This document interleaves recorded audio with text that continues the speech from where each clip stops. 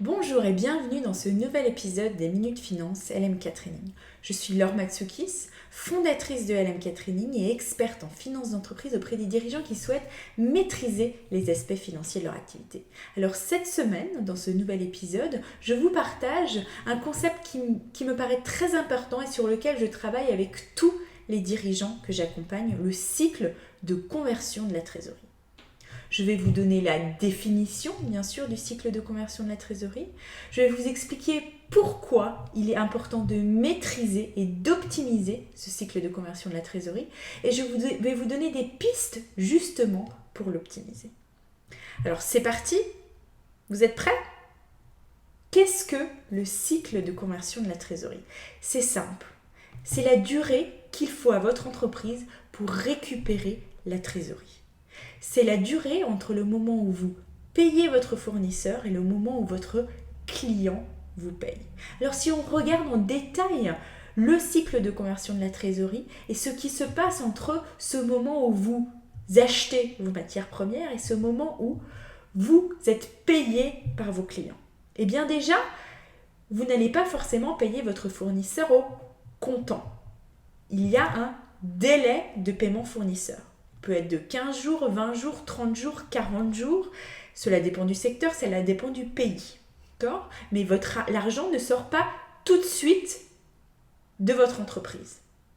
Vous achetez, vous avez une dette fournisseur et après un délai de paiement, vous allez payer votre fournisseur. D'accord ? Par la suite, donc entre le moment où vous avez payé votre fournisseur et vos clients vous payent, c'est ce qu'on appelle effectivement la période de conversion de la trésorerie de votre entreprise.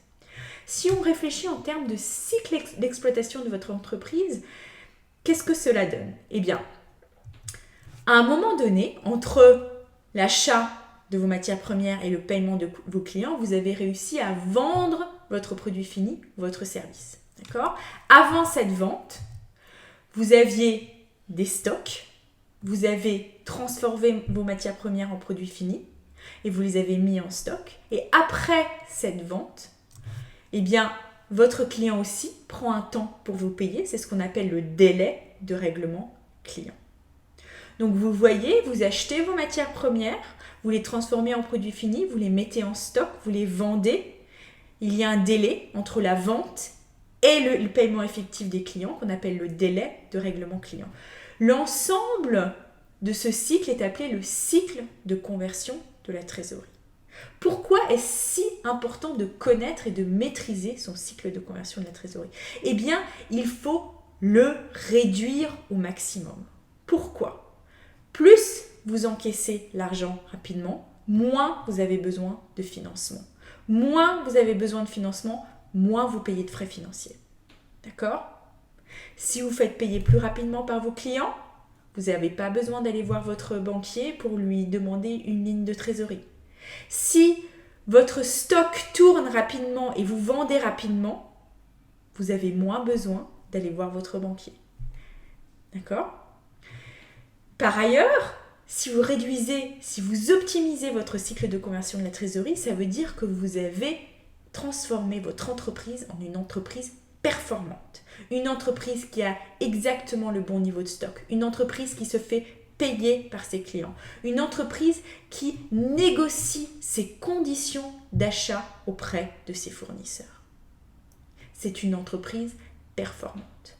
Vous l'aurez compris, je pense, les 3 leviers de réduction du cycle de conversion de la trésorerie sont la gestion des clients, la gestion des stocks et la gestion des fournisseurs.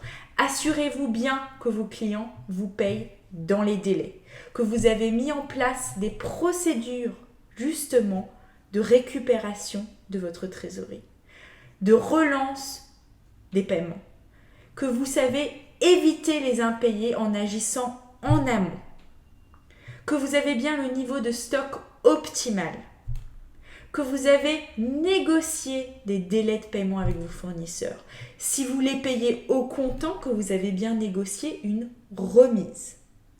Tout ça, ce sont des pistes pour vous aider à améliorer la performance de votre entreprise et à diminuer ce cycle de conversion de trésorerie. Merci pour votre écoute. Je vous retrouve dans un prochain épisode des Minutes Finance des LMK Training. En attendant, si vous avez des questions, n'hésitez pas à me contacter en allant sur mon site internet www.lmktraining.com. À très bientôt.